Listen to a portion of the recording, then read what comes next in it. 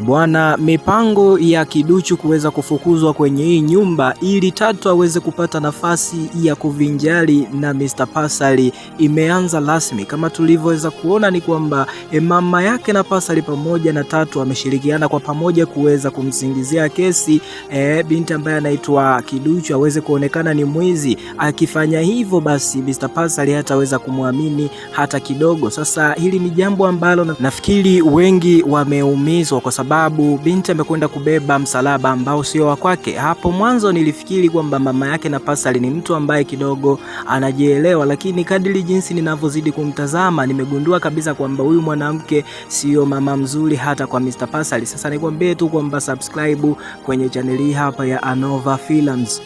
Wakati huo ukisubscribe, sasa ngoja nikupitishe sehemu muhimu ambazo ulitakiwa kuzifahamu toka mwanzoni kabisa, na hizi sio sehemu nyingine zaidi ya kuzungumzia masuala ama mahusiano ya Pasali pamoja na aliyekuwa mke wake Lydia. Sasa kwa sasa Lydia ameandaa mpango ambao utamfanya Pasali aweze kurudiana naye, na huu sio mpango mwingine zaidi ya kesi ambayo aliyowasilisha mahakamani. Tuliweza kuona pale mwishoni kabisa Pasali akiongea na Lydia. Lydia alimuomba waweze kurudiana. Katika kufanya hivyo basi atafuta kesi ambayo aliipeleka mahakamani, lakini Mr. Pasali alionyesha kukataa kabisa na kutohofia kitu chochote. Hili ni jambo jema kwa sababu angekuwa mwanaume mwingine hapo angeteteleka na kuamua kufanya kurudiana na mke wake wa zamani mara baada ya kutishiwa masuala ya kupeleka mahakamani. Sasa imekuwa tofauti kwa Mr. Pasali kwa sababu anatambua hata kama atahukumiwa kifungo fulani ama atanyang'anywa mali zake, basi